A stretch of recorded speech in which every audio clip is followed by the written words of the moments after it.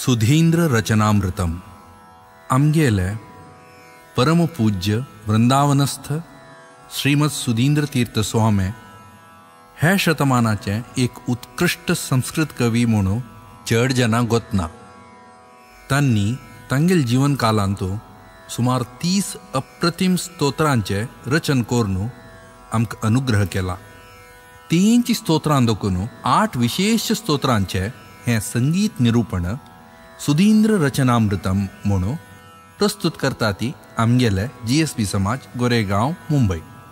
पुण्य संदर्भ श्रीमद सुधींद्र तीर्थ स्वाम्याले प्रथम पुण्यतिथी आराधना महोत्सवाचे पर्वकालू. दशावतारांतुले एक सान व्हड अवतारो वामन अवतारो. श्रीमद भागवताचे 8म स्कंदांतो वामन अवताराचे अतिसुंदर वर्णन आसा. तीच वर्णन संक्षिप्त रूपारी वामनस्थवनम म्हणून स्वाम्यांनी अतिशक्वरी छंदस आणि तुणक व्रतारी रचन केला. हें प्रस्तुत करतस कारकळची आमगेली महालक्ष्मी शेणै.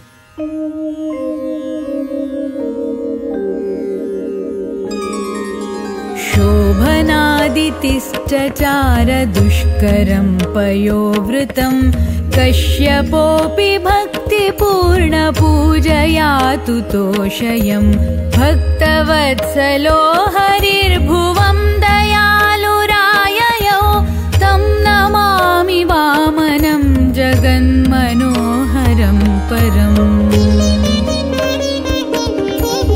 आत्मजं चतुर्भुजं पदाब्जचक्रधारिणं दिव्यतेजसायुतं निरीक्ष्य कश्यपादिति प्रेमतः प्रणेमतुर्गदायुतं प्रभुं हरिं तं नमामि वामनं जगन्मनोहरं परम्. यस्य जन्मना बभूव कश्यपो महान् भुवि विश्वसृङ्विदिश्च यस्य नाभिपद्मसम्भवः यद्दया ददौ पुरन्दराय शक्रतां पुनः तं नमामि वामनं जगन्मनोहरं परम्.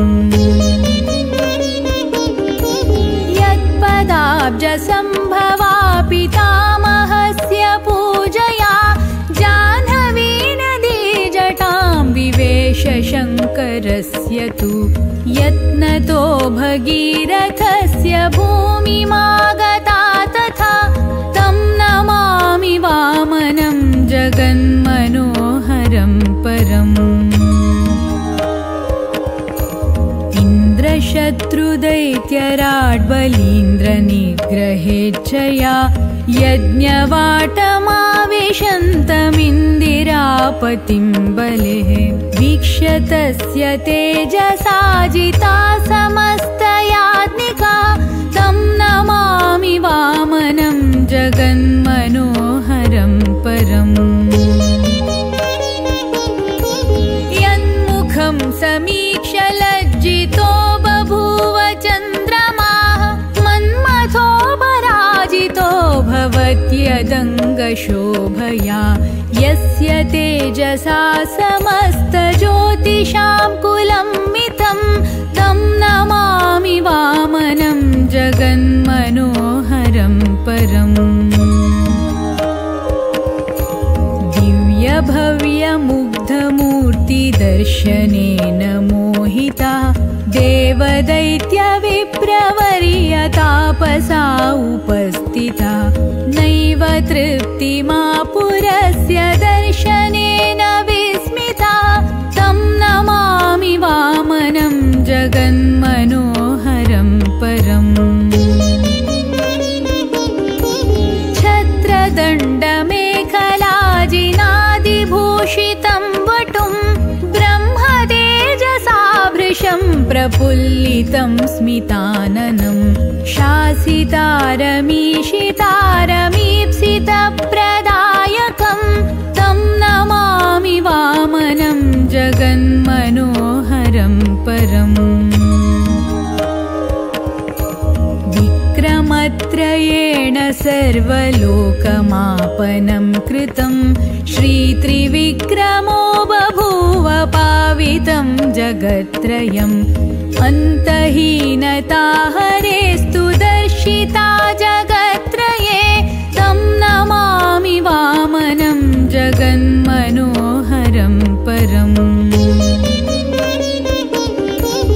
निग्रहो बलेरभूदनुग्रहो मान्हरे वासवं त्रिलोकनायकं चकार श्रीपतिः दर्शिता हरे कृपा बलीयसी निरन्तरा तं नमामि वामनं जगन्मनोहरं परम्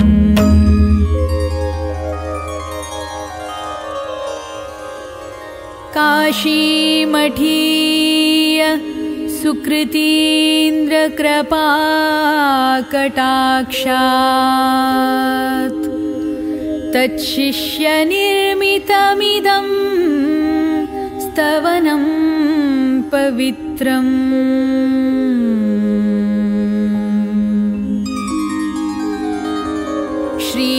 श्रीवामनस्य सततं परमादरेण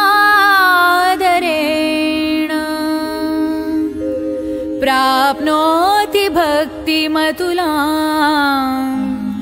प्रपठन् मनुष्यः